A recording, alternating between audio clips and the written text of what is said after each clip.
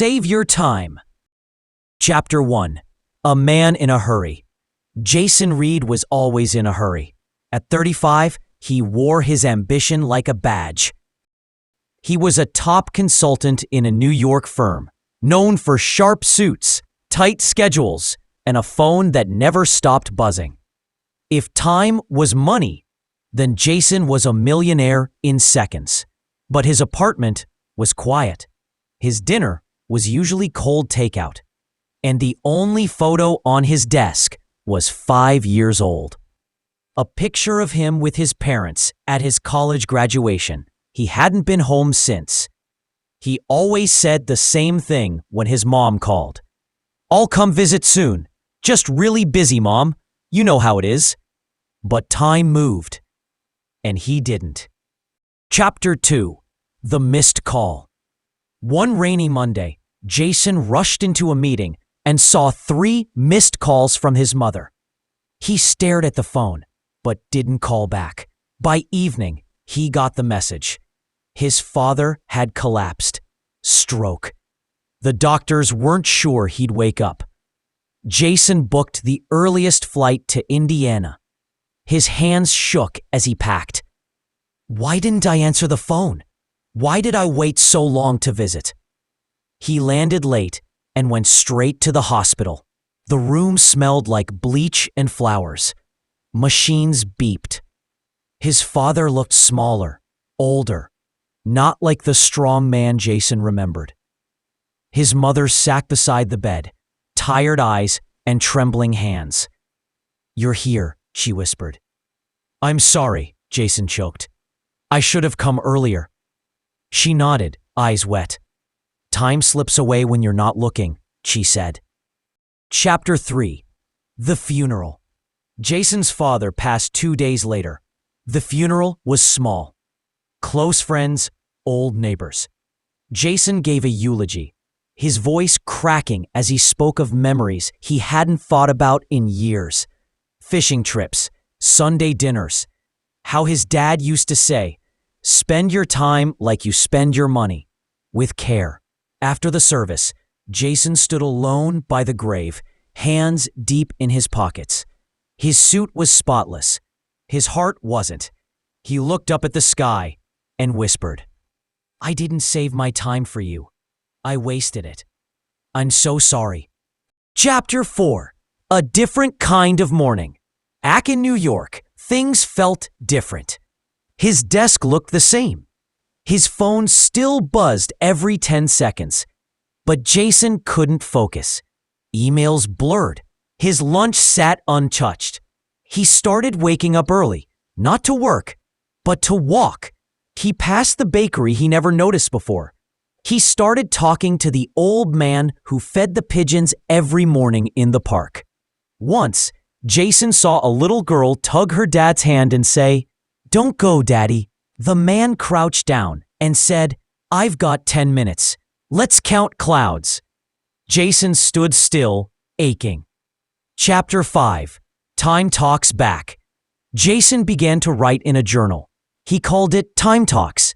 He wrote, "I traded years for promotions. Was it worth it? I don't know my neighbor's name. I remember how my mom cried when I left for college. I never looked back. She never stopped waiting. When did I stop living and start rushing?" He began calling his mom every night, just to hear her voice, just to say, "I love you." She always answered with, "It's never too late, honey." Chapter 6. The Clock in the Cafe. One morning, Jason found a little cafe tucked between 2 big buildings. A sign read, "Time well spent." He smiled and went in. Inside, a large antique clock hung above the counter. The owner, a woman in her 60s, noticed him staring. "Runs a little slow," she said. "Looks beautiful," Jason replied. She served him coffee and they talked. Her name was Marla. She used to be a lawyer. Now she owned this cafe. "I got tired of missing sunsets," she said. "Time doesn't slow down, but you can." Jason came back every morning. They talked about books, music, regrets. One day he asked, "Do you ever feel like you lost too much time?" She smiled softly. "Maybe, but I gained more by learning how to keep it." Chapter 7. The List. That night, Jason made a list. It was called Things I Want to Make Time For. 1. Visit mom every month. 2. Volunteer somewhere I'm needed. 3. Call friends I've lost touch with. 4. Learn to cook. 5. Write a letter to dad. 6. Forgive myself. 7. Love without checking the clock. He pinned the list to his wall. It was the first thing he saw every morning. Chapter 8. The Stranger in the Subway. One rainy evening, Jason saw a young man pacing in the subway station. He looked scared, lost. Jason hesitated. Then he stepped forward. "Everything all right?" The boy looked up, eyes wet. "I missed my train. Was supposed to get to my dad's surgery. Now I'm too late." Jason didn't know what to say, but he sat with the boy on the bench, quietly, without rushing. After a while, the boy said, "Thanks for staying. I didn't want to be alone." Jason nodded. Sometimes, time doesn't give us what we want, but we can still give it to someone else. Chapter 9. Back to Indiana.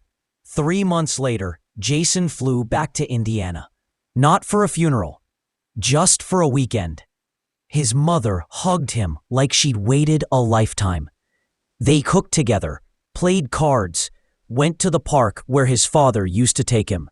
On the last night, they sat on the porch, watching fireflies. "I miss him," she said. "I do too," Jason replied. "But I feel like I hear him now, when I slow down." His mother smiled. "He'd be proud of you." Jason looked at the stars. "I'm proud of me, too." Chapter 10. The Letter. Back home, Jason wrote a letter to his dad. "Dear Dad, I rushed past too many moments. I ignored your calls. I didn't save my time for the people who mattered. But I'm changing. I'm learning. I'm listening. You told me once that life isn't about being busy. It's about being present. I'm sorry it took losing you to understand, but I carry you with me now. Every time I say no to more work, every time I say yes to a walk, a talk, a sunset, I save my time. And I spend it with love. Love, Jason." Chapter 11. The Cafe Wall. One day, Marla let Jason paint something on the wall of her cafe. He chose 5 words. "Save your time for living." Customers asked who wrote it. Marla pointed to Jason. "He's learning how," she said. Chapter 12. The Last Call. Years passed. Jason married. He had 2 children. He never stopped working, but he worked differently. He put his phone down for dinner. He said no when he needed rest. He said yes to games, picnics, bedtime stories.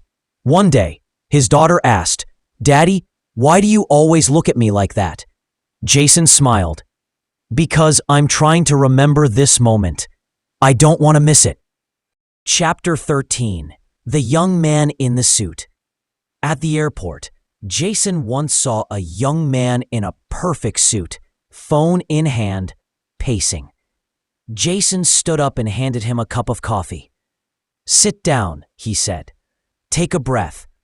The man blinked. "I have 5 minutes."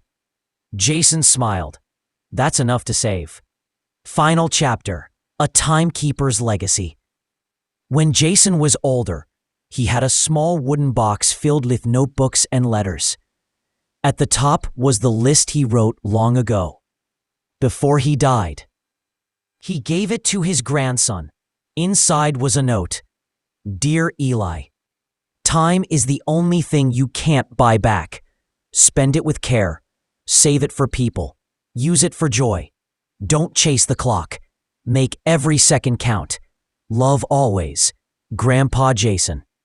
P.S. I save this time for you."